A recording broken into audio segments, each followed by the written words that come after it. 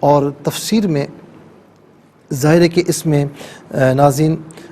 جو فرمایا گیا کہ شیطان نے جب سجدہ کرنے سے انکار کیا تو اس کے بعد کیا ہوا کہ باقاعدہ اس نے ایک تکبر کیا، ایک لوجک پیش کی کہ لوجک کیا پیش کی، اس نے کہا کہ جس طرح ہم نے پہلے روایت بھی عرض کی، جو روایت ہے وہ عرض کی جائے گی انشاءاللہ، کہ جب آدم علیہ السلام کی تخلیق ہو رہی تھی تو اس وقت اس نے یہ چکر لگا رہا تھا کہ یہ کیا اللہ تعالیٰ مخلوق بنا رہا ہے، اور پھر جب بنایا اور پھر آگے آپ پڑھیں گے بلکہ پیچھے پڑھ چکے ہیں کہ اللہ رب العالمین نے سجدہ کرنے کا حکم دیا تو ظاہر ہے کہ تمام فرشتوں نے سجدہ کیا الا ابلیس، ابلیس نے نہیں کیا۔ اور جب اس سے پوچھا کہ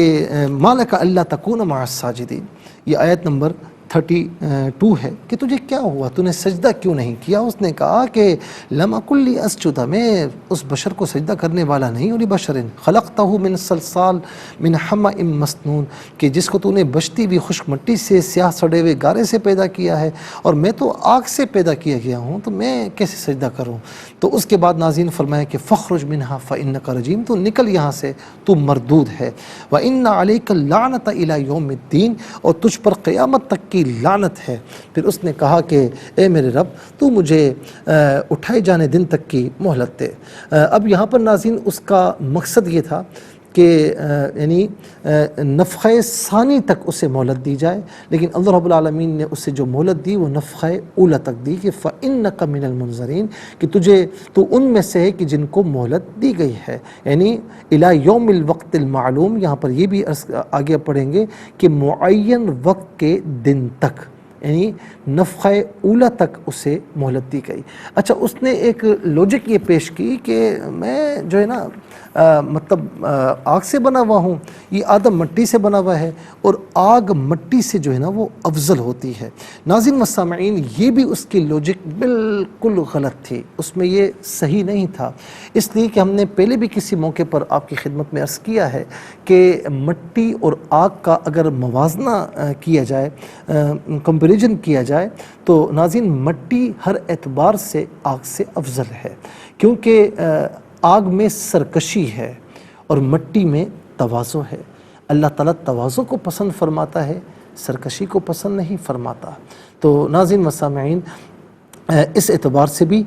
مٹی آگ سے افضل ہے۔ دوسرا یہ کہ آگ جو ہے نا یہ چیزوں کو فنا کرتی ہے اور مٹی چیزوں کو محفوظ کرتی ہے۔ آج کل یہ بینکس وغیرہ ہیں، لاکرز وغیرہ ہیں، لیکن پرانے وقتوں میں لوگ جو ہے وہ زمین میں اپنا خزانہ یا اپنا مال و اسباب دبا کر محفوظ کیا کرتے تھے۔ تو مٹی جو ہے یہ فنا نہیں کرتی، بلکہ یہ مٹی تو محفوظ کرتی ہے۔ ناظرین و سامعین، اسی طریقے سے یہ جو پھل فروٹس ہیں، یہ سبزیاں ہیں، یہ ساری نعمتیں اللہ تعالیٰ اسی سے پیدا فرماتا ہے، مٹی سے،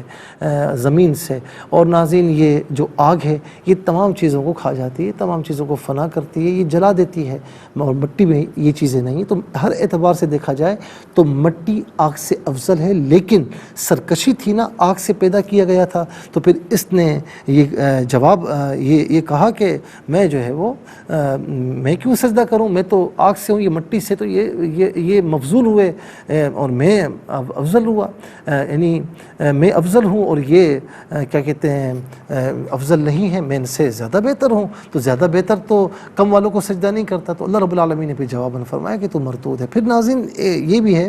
کہ یہ بھی فرمایا کہ ثم لآتینہم من بین ایدیہم ومن خلفہم وعن ایمانہم وعن شمائلہم، کہ پھر اس نے یہ کہا کہ میں ضرور گھات لگا کر بیٹھوں گا اور تیرے بندے کے آگے پیچھے دائیں بائیں ہر جانب سے آؤں گا اور اسے بہکاؤں گا۔ ناظرین و سامعین، آج آپ دیکھ لیں کہ اسے یہ ہے کہ یہ مطلب بہکانے کی کوشش کرتا ہے، اور جہاں پر بھی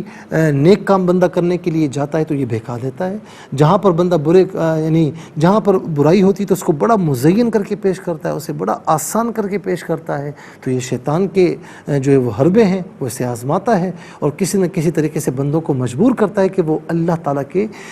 کی بارگاہ میں نیکیوں کی طرف نہ آئے بلکہ گناہوں کی طرف جائے اور یہ تباہ و برباد ہوں، کیونکہ شروع دن سے آدم علیہ السلام سے حسد حسد ہے اس کا، اور آدم علیہ السلام کی اولاد سے بھی اس کا حسد شروع دن سے ہے۔ جب آدم علیہ السلام سے نفرت ہے تو پھر ان کی اولاد سے بھی یہ نفرت کرتا ہے۔ اور پھر ناظرین یہاں پر یہ بھی میں عرض کروں کہ یہ جو شیطان کے پیچھے جاتے ہیں نا، تو روز قیامت شیطان کچھ کام آنے والا نہیں ہے۔ وقال الشیطان لما قضی الامر ان اللہ وعدکم وعد الحق ووعدتکم فخلفتکم، یہ جب جو ہے وہ معاملہ ہو جائے گا تو شیطان کہے گا کہ میں نے جو وعدے کیے تھے وہ سچے نہیں ہوئے، جو اللہ تعالیٰ نے وعدہ کیا تھا وہ سچا ہوا ہے۔ اور وما کان لی ان دعوتکم فاستجبتم لی فلا تلومونی ولوموا انفسکم، تو اس نے کہا، وہ کہے گا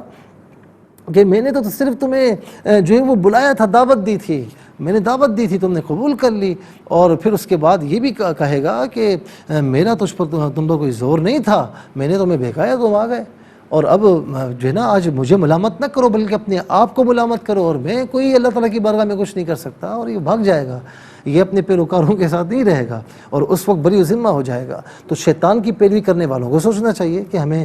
اس رحمان کی طرف ہم جائیں کہ جو رحمان رحیم بھی ہے، کریم بھی ہے، جو غضب بھی فرماتا ہے، وہ جو ذوالجلال والاکرام بھی ہے، ساری چیزیں ہیں، اور وہ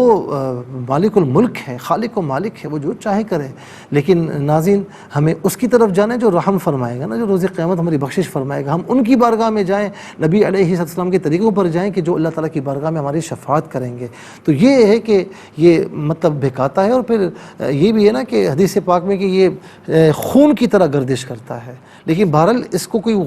مکمل تسلط نہیں ہے، یہ بہکاتا ہے، لوگ بہکاوے میں آ جاتے ہیں۔ اللہ رب العالمین ہمیں شیطان سے محفوظ و مامون فرمائے۔ جب کبھی اس طرح ہو تو اعوذ باللہ من الشیطان الرجیم پڑھیں، اور لا حول ولا قوت الا باللہ العلی العظیم پڑھیں، تو یہ انشاءاللہ بھاگ جاتا ہے۔